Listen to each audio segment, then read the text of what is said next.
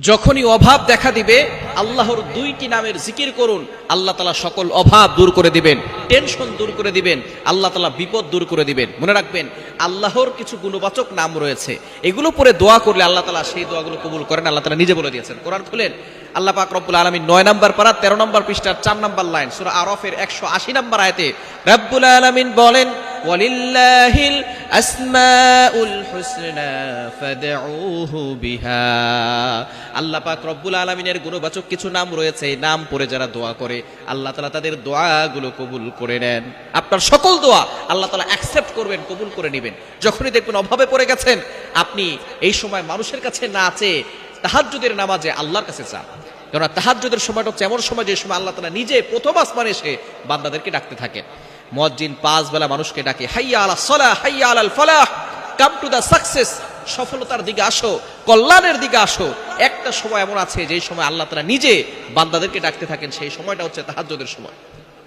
এই সময় আপনি আল্লাহর কাছে দোয়া করবেন, আর আল্লাহ তাআলার গুণবাচক দুইটা নাম 100 বার করে পড়বেন। একটা নাম হচ্ছে আল ওয়াহাব। ওয়াহাব মানে হচ্ছে মহা দানবীর, যিনি মহা দানকারী, যিনি সবচেয়ে বড় দানবীর। আল্লাহর থেকে বড় দানবীর কেউ হতে পারে না। আল্লাহ পাক রব্বুল আলামিন যখন মানুষ যা চাইবে তাই দিতে পারে, সুতরাং আপনি আল্লাহর কাছে চাইবেন। এক নাম্বার হচ্ছে আল ওয়াহাব, ইয়া ওয়াহাবু, ইয়া ওয়াহাবু, এটা পড়বেন। দ্বিতীয় নাম্বার হচ্ছে ইয়া ফাত্তাহু। আপনি এটা 100 বার 200 বার করে পড়বেন। ইয়া ফাত্তাহু অর্থাৎ বিজয় দানকারী, আপনাকে আল্লাহ পাক রব্বুল আলামিন বিজয়ী বানিয়ে দিবেন।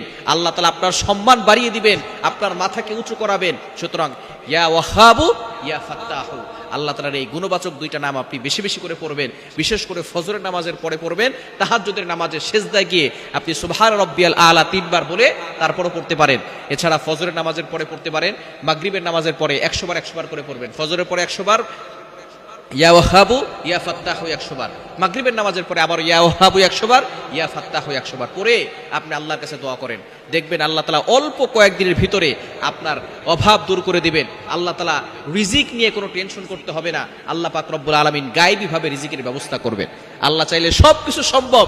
আল্লাহ তাআলা পাখিকে রিজিক দান করেন। আল্লাহ তাআলা নিজে বলে দিয়েছেন 12 নম্বর পারার 1 নম্বর পৃষ্ঠার 1 নম্বর লাইন সূরা হুদের 6 নম্বর আয়াতে, ওয়ামা মিন দাব্বাতিন ফিল আরদি ইল্লা আলাল্লাহি রিজকুহা।